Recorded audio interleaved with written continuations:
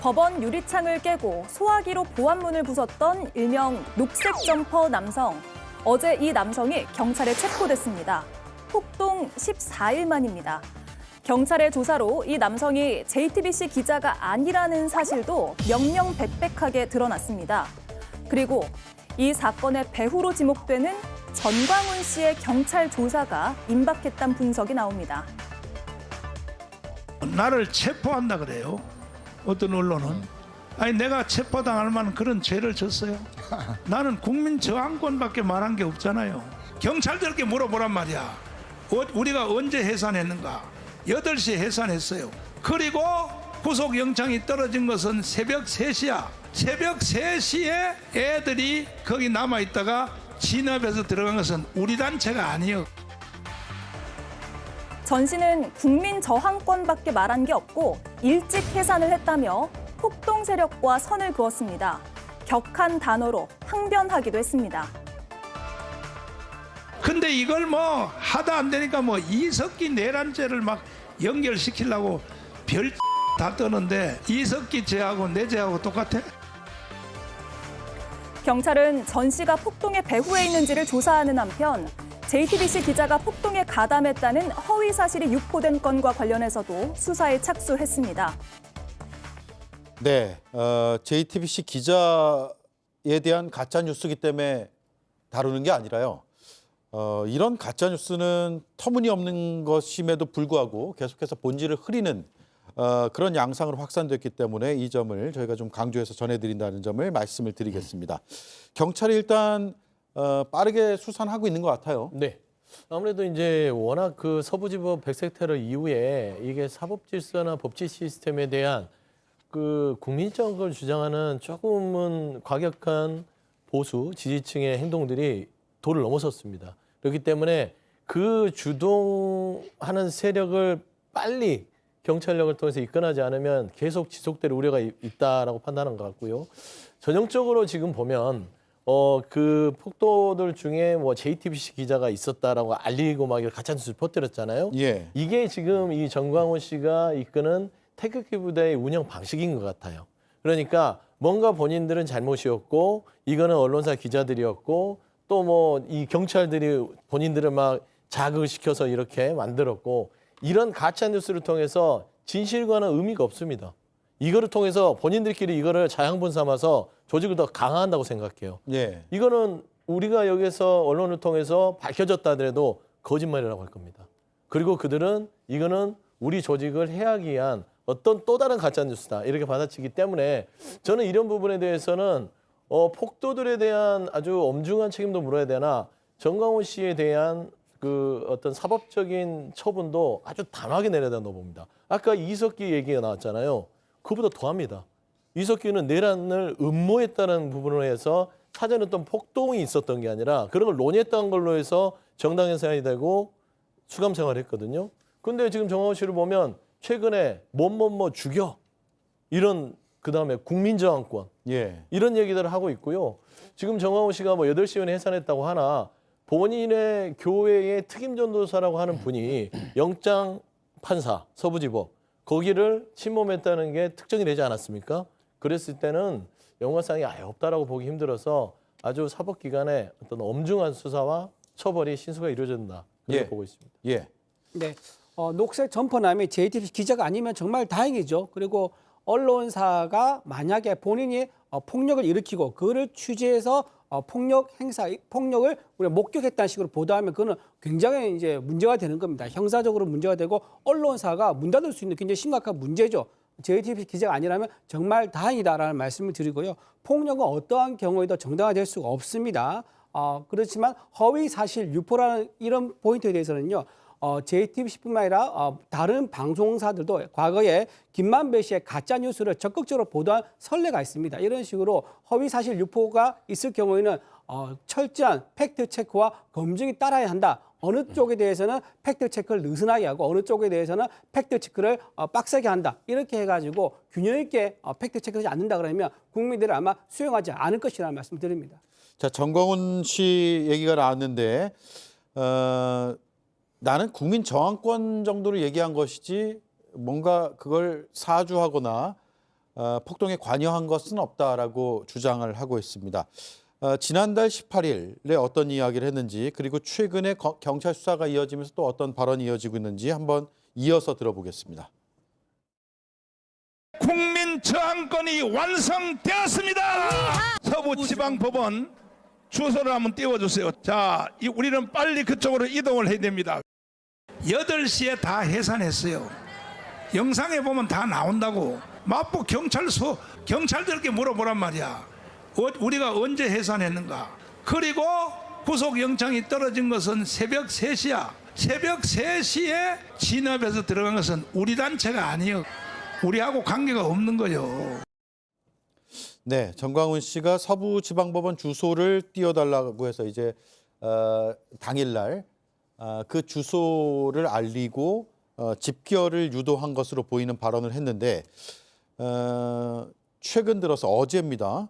어제는 우린 8시에 다 해산했다 이렇게 주장을 하고 있단 말이에요. 김보엽 의원님, 발뺌입니까? 아니면 정말 본인 주장이 맞다고 판단이 됩니까? 원래 비겁한 자들이 저렇게 전형적인 모습을 보입니다. 내란숙의 윤석열도 똑같지 않습니까? 그 명령에 따라서 국회에 난입했던 군경 수뇌부들은 이미 구속 기소가 되어 있습니다. 그런데 윤석열은 지금 그렇게 얘기합니다. 내가 그렇게까지 하려던 건 아니야. 겁만 주려고 국회가 내 말을 잘 안 들으니까 경고만 하려고 했는데 쟤들이 일을 저질러 버렸네. 이런 식으로 핑계를 대면서 빠져나가려고 합니다. 정광훈도 지금 똑같은 겁니다. 자기는 8시에 빠져서 집에 가서 편히 쉬었는지 모르죠. 그런데 정광훈의 말을 듣고 국민저항권이 완성됐다라는 표현도 참 처음 듣는데 국민저항권은 원래 있는 거죠. 부당한 권력에 맞설 수 있는 국민의 권리. 배가 물 위에 뜨기도 하지만 물은 그 배를 엎을 수도 있는 그것. 그게 국민저항권이고 그거는 그냥 있는 겁니다. 완성이 되고 말고가 없어요. 근데 이제 저자가 저렇게 국민저항권 얘기를 하니까 아, 국민저항권이란 신통한 무기가 있나 보다. 무슨 짓을 해도 법원에 들어가서 난동을 피워도 다 꺼내주나 보다. 상관없나 보다. 이런 얘기를 듣고 행동에 옮긴 사람들이 있지 않습니까? 사실상 자기 명령, 자기 지시를 했던 자들은 뒤로 싹 숨어서 버리고 그 말을 듣고 범죄 행위를 저지른 자들만 처벌을 받는다면 정의가 제대로 서겠는가. 내란 선동죄에 딱 떨어지니까 정광훈 씨는 철저한 조사를 받고 이번에는 사회로부터 좀 오래 격리되어야 한다. 이렇게 봅니다. 예. 자, 김성열 위원 생각 어때요? 이번 사태 책임에서 정광훈 씨가 자유로울 수 있을 것인가? 절대 자유로울 수 없죠. 저는 오히려 경찰이 너무 늦은 대응이 사건을 키웠다라고 생각하는 쪽이에요.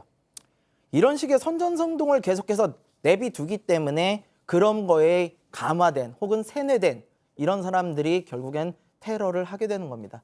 우리가 테러 수괴가 그 자리에 있었느냐 없었느냐는 아무것도 중요하지 않아요. 오사마 빈 라덴이 그 자리에 있어야지 9.11 테러의 수괴가 되는 겁니까?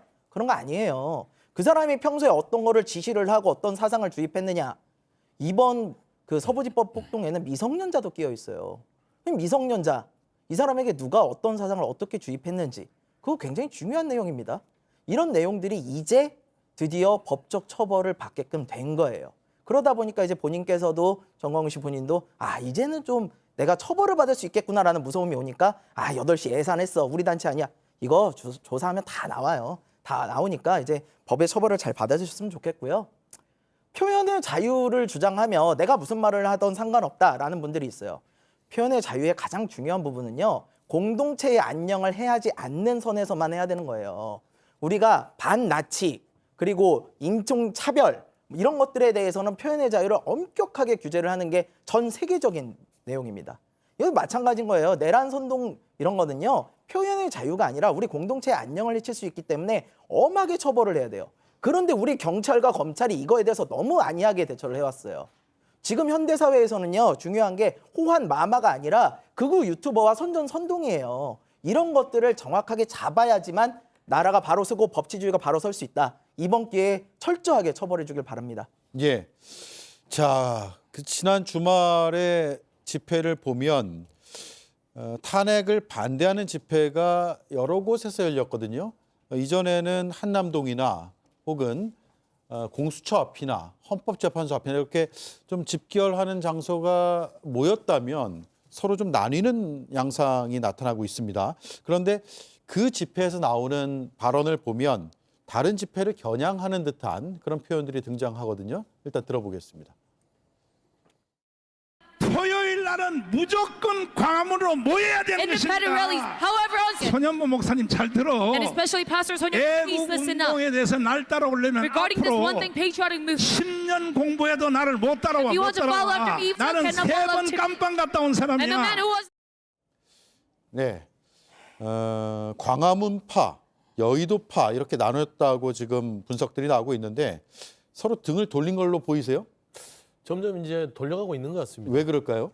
점입가경인데요. 그러니까 이 정광훈 씨를 위시로 한 보수의 아스팔트 우파는 전형적으로 나라를 걱정해서 온 사람들이 아니라 본인들의 이익 그리고 본인들이 어떤 그 힘겨루기를 안에서 하는 그런 속에서 존재한 집단이라는 게 분명히 드러난 것이죠. 정광훈 씨가 한때는 목사였는지 지금 목사인지 모르겠으나 감방 다녀온 게 자랑인 어떤 성직자는 없을 것입니다. 그런데 저런 식으로 어떤 목사를 겨냥해서 나를 닮으려면 아직 멀었어 라는 것들은 결국에는 저 안에서도 지금 이권 다툼이 이루어지고 있다. 참 볼썽사납지 않나 싶습니다. 이권 다툼이다. 네. 이렇게 보시는군요. 저는 이권 다툼 어떤 이권을 말한 건지 잘 모르겠고요. 탄핵 찬성과 반대 모임이 양측에 다 있었습니다. 탄핵 찬성 모임에 대해서는 별로 보도가 되지 않았죠. 왜냐? 탄핵 찬성 모임은 너무 소규모였었습니다.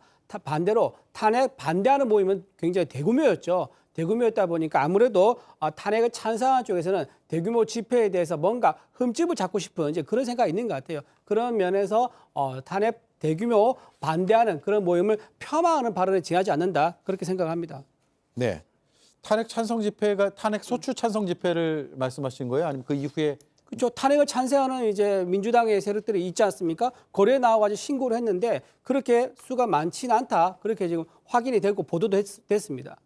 자, 김보엽 의원님께 드릴게요. 네, 대규모, 소규모 그거는 주관적인 판단의 영역이라고 존중해 드리겠습니다. 사진이 어떻게 주관적일 수 있습니까?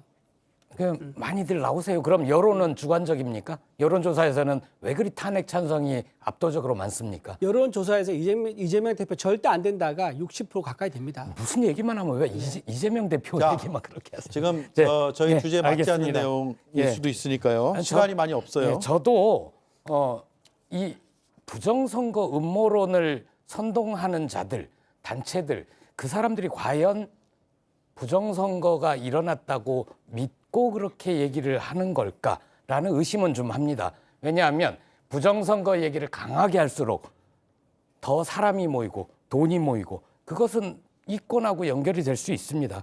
그러다 보니 그게 이제 서로 충돌이 나니 갈등하고 그러는 것 같은데 지금 보면 결국은 중대범죄 앞에서 책임지려는 사람들이 아무도 없는 거 아닙니까?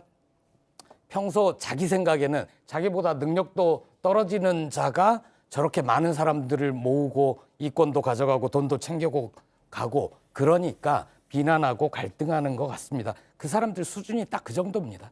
예. 자, 마지막으로 김성열 의원님 얘기 듣고 마무리할게요. 예. 지금 극우 세력들은 분열할 수밖에 없어요. 왜냐? 이분들은 정치적으로 애국자, 선각자 이런 분들이 아니라 실질적으로 자기 돈 밝히는 장사치였기 때문이에요. 지금 그 민낯이 그대로 드러나고 있습니다. 만약 슈퍼챗 광고 드링이 없었으면 이 사람들이 얼마나 살아남았을까요? 이건 극우뿐만은 아닙니다. 극저도 마찬가지예요. 이런 유튜버들이 일명 자본주의가 낳은 괴물, 잔악괴로 활동을 하면서 갈등을 조장시키고 그거에 기생하고 있는 겁니다. 지금 전 세계는요, 딥시크발 AI 충격에 이거에 대해서 논의하고 있어요. 트럼프는 캐나다와 관세 전쟁을 벌이고 있다고요. 근데 왜 우리나라만 아직까지 부정선거론 가지고 싸우고 있고 내란 선전선동 가지고 싸우고 있습니까? 우리 정치권 반성해야 됩니다. 네, 여기까지 듣죠. 네 분 말씀 잘 들었습니다. 고맙습니다. 네.